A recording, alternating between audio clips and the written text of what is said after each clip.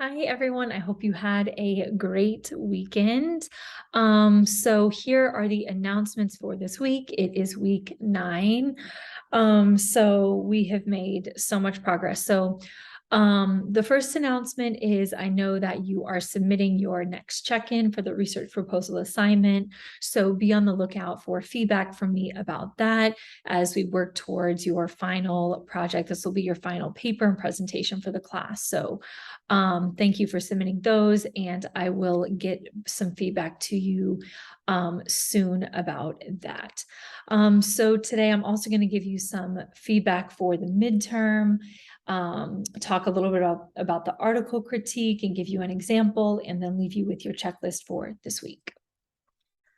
Okay, I forgot to mention this. Okay, so we're also going to do feedback on perusal number 8. So perusal number 8 was only about chapter 14, experimental design. So that was our last week going over the last type of quantitative design.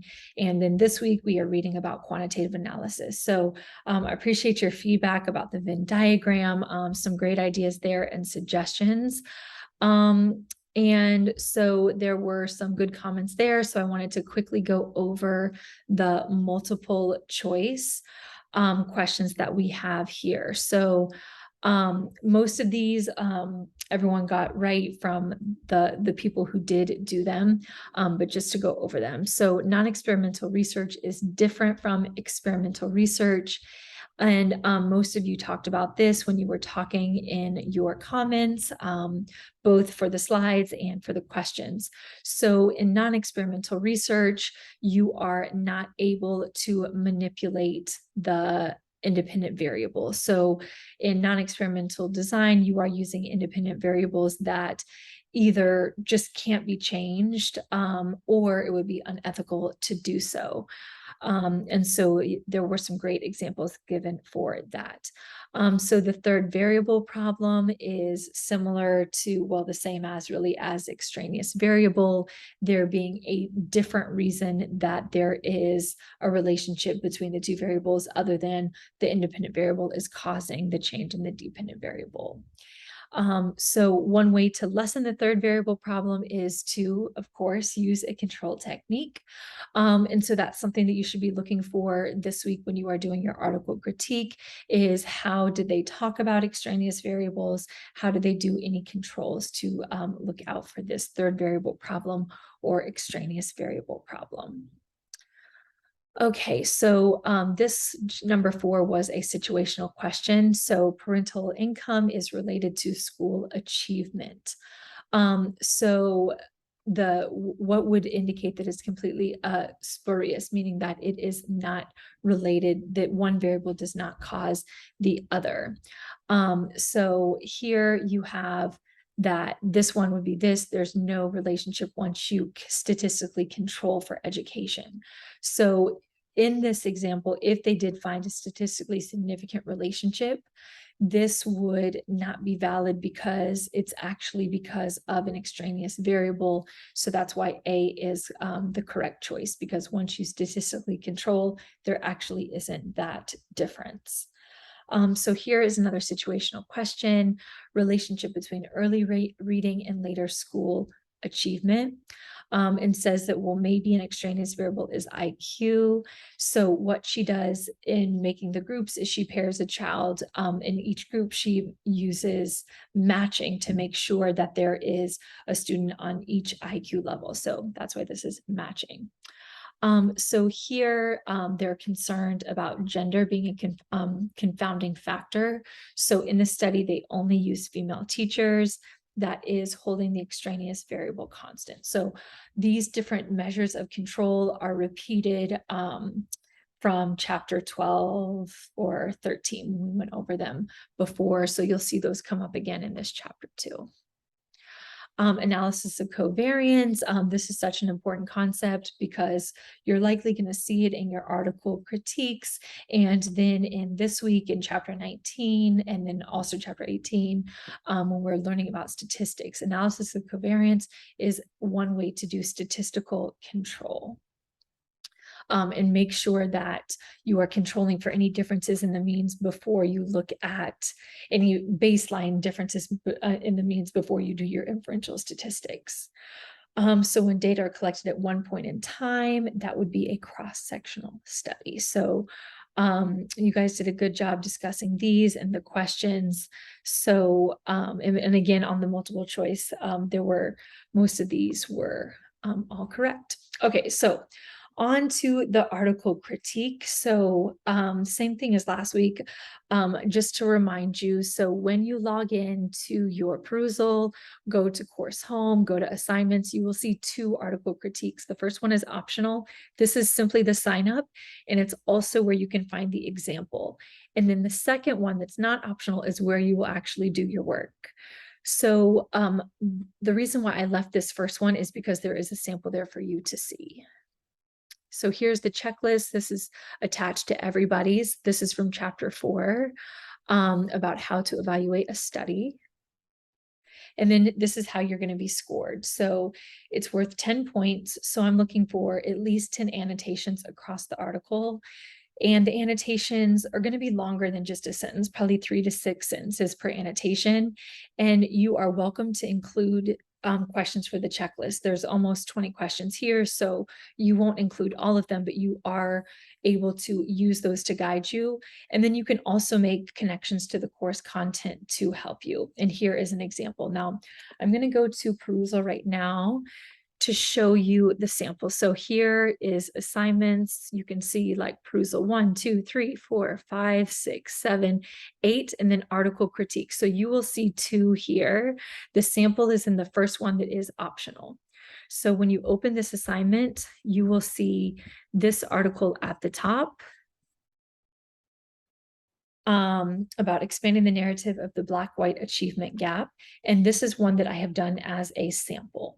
So when you click here, these are all of my annotations that I have done. I think I have 18 or 19. So when I evaluated this, I ended up having way more than 10 annotations. So here you can read them and click and see like research purpose. So here I've highlighted the research purpose where they talked about that, gave a summary, and talked about what they did well.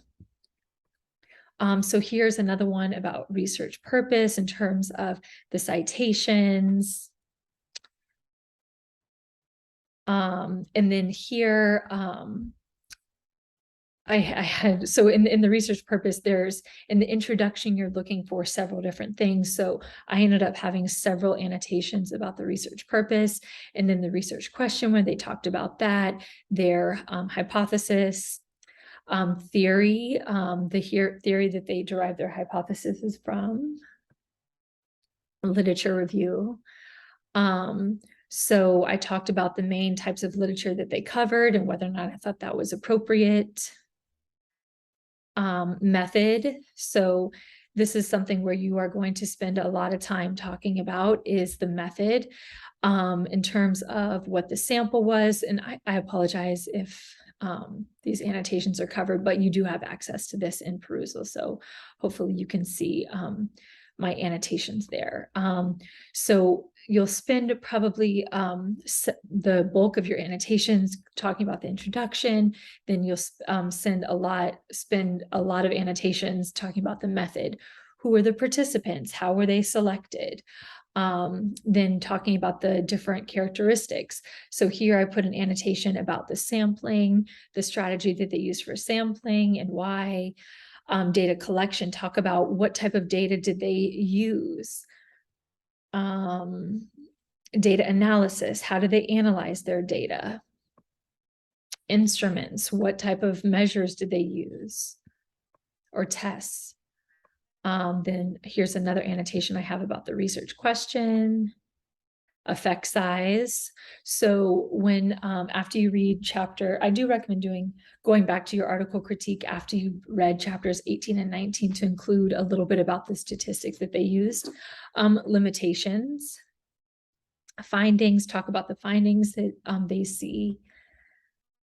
And ethics. This is something that's not on the checklist, but I did include that. That's a great annotation, is to talk about the ethics that the researchers either did use or didn't use.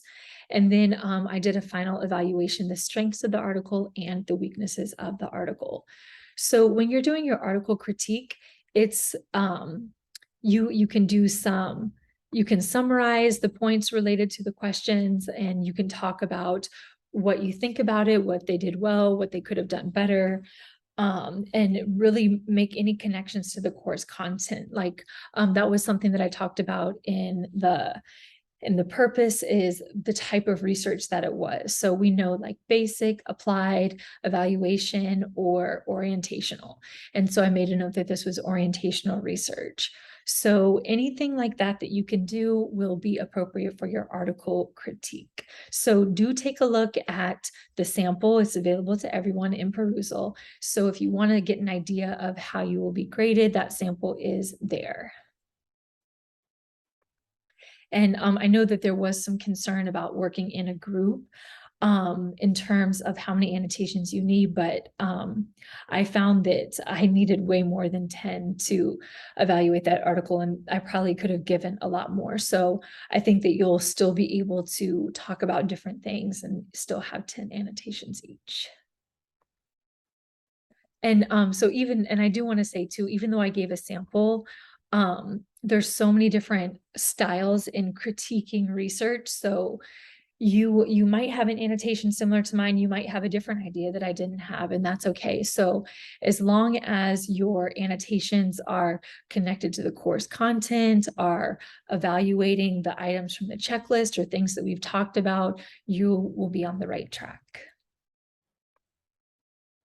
Okay, and okay, that's why. So I do want to go over the midterm, but I put it in the wrong order. So the midterm, so I thought everyone did well on the midterm. So I think I did share in this week's lecture that the class average was about an 82%. And so most people were in that range, right in there. There are a few, I think there was few 100, but so there were some really good scores too. So I wanted to go over the most commonly missed questions. Now, for the short answer questions, if you didn't get full points, I gave you a little comment, some feedback, so you can see what you needed to do there or where the mistake was. But for multiple choice, I wanted to go over the ones that you missed. So number one was about the different type of research. So evaluation research, basic, applied, or, well, epistemology is not a type of research. So the other type of research that we read about was orientational. Epistemology is a theory of knowledge. So that would not be one. So in this one, the key point here is that they conducted several studies to verify her theory. She's validated her theory, so now she wants to. So the first part of the question would be an example of basic research because it is establishing a theory of motivation. So, but once it's been evaluated, now she wants to conduct it to see if changing aspects of the school classroom based on her theory leads to improvement in the classroom. So now she's applying the theory to a classroom setting. So that would be applied research. So any confusion here, I think it's because the first part is basic research, but now once she takes it to see if changing some aspect will improve the classroom, that is what makes it applied. Okay, so comparing and contrasting qualitative and quantitative research. So most people understand, well, okay, most people understand that qualitative is referring to more categorical data, more open-ended data, whereas quantitative research is involving numerical data. But as we have been learning about quantitative research, oftentimes there are categorical variables in quantitative research, and there are statistical approaches to analyzing data that does have categorical variables. But I wanted you to move on to to focus more on qualitative research and quantitative research versus a qualitative variable. We more so talk about it in terms of a quantitative variable, but think about the purpose. The purpose of quantitative research is confirmatory. They want to confirm hypotheses. And then qualitative is more exploratory to understand open-ended concepts and phenomena that are happening. So yeah, this is the feedback there, but I did put that in the midterm test too. Okay, so here, this is a situational one. So the purpose of the study is to explore the process by which they learn to interact with people from another culture. So thinking back to what we just talked about, are they trying to confirm a hypothesis, or is it more exploratory?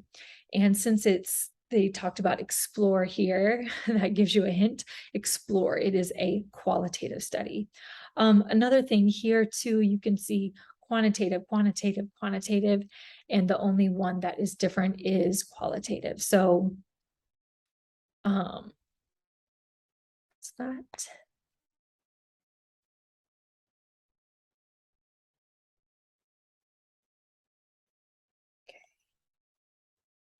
Okay, so number 8 was to compare and contrast the criteria for critically analyzing quantitative, qualitative, and mixed method studies.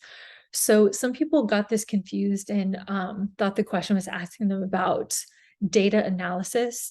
So we haven't yet covered data analysis. We are going to start that this week, but this is from chapter 4. How do you critically review a study? How do you evaluate the merit of the study? So these are the checklists like table 4.2 that we're going to use for the article critique, for quantitative design, 4.3 for qualitative design, and then 4.4 for mixed methods. So thinking about the differences in the research purpose, for instance, in a quantitative research purpose, they are going to state the hypotheses that they're going to be testing. In a qualitative purpose, they're going to talk about the overarching idea that they want to explore. So that's what I was looking for here on number 8. Number 11 was about an instrument, creating an instrument to measure attitudes towards science. So they had a panel of researchers examine the items to make sure that they adequately represented the domain of interest. And the domain of interest is their attitudes about exercise. So we talked in chapter 9 about how to find different surveys. So this researcher, they needed to create their own instrument to measure people's attitude about exercise. And so they asked other experts to look at their item and see if it did a good job representing attitude towards exercise. So this is content-related evidence validity. They want to make sure that the measure is valid in terms of measuring the content that it claims to, and the content is attitudes towards exercise. And the last one I wanted to go over is number 18. So a reading strategy, and then tested the reading abilities in both classrooms. And so this is the key point here. They adjusted the post-test scores because the students in the control classroom who were not taught with the new reading strategy scored higher on the pretest. So that would be an extraneous or a confounding variable since the groups were starting in a different place on the pretest. So in order to control for that difference, they did a statistical test and analysis of covariance. And so just to relate this back to what we read about in chapter 14, this example would be an example of quasi-experimental design because students are not randomly assigned to the group. That was another thing that came up on the test too, or the midterm too, is experimental versus quasi-experimental. The main thing that you need to know there is in quasi-experimental, there is no random assignment. And so since they are looking at a new reading strategy, one classroom used a new strategy and the other classroom just continued as the control group. So there was no random assignment. But if the pretest scores of one class is higher, you need to control for that difference. And so you can't use matching because you wouldn't like tell a kid, oh, you need to go to this class and this class because we need the pretest scores to be equal. So you could use a statistical control called analysis of covariance. So that is the midterm. So if you have other questions about specific questions that you missed, please let me know, but do go into iCollege and review your feedback there. And again, email me if you have any questions. Okay, so the week 9 checklist. So by October 23rd, you are going to read chapters 18 and 19, and you're going to do perusal number 9. Now, you're also doing your article critique this week, so you should be ready, especially since we are doing chapters 18 and 19 this week, and you have my sample and perusal to look at if you feel like you need to see an example. And so you should see your assignment there in perusal. You can go ahead and go in there and start making your annotations. So we do have a Zoom this week, so that's a great time to come. If you have any last minute questions about your research proposal, about your article critique, or about some of the concepts covered about descriptive statistics or inferential statistics, in data analysis and quantitative design, this Zoom would be a great one to come to. So typically we Zoom on Thursdays. This week we are switching to Tuesday, a one-time switch. It's going to be Tuesday, October 18th at 5:15, and I hope to see you there. So talk to you soon and have a great week.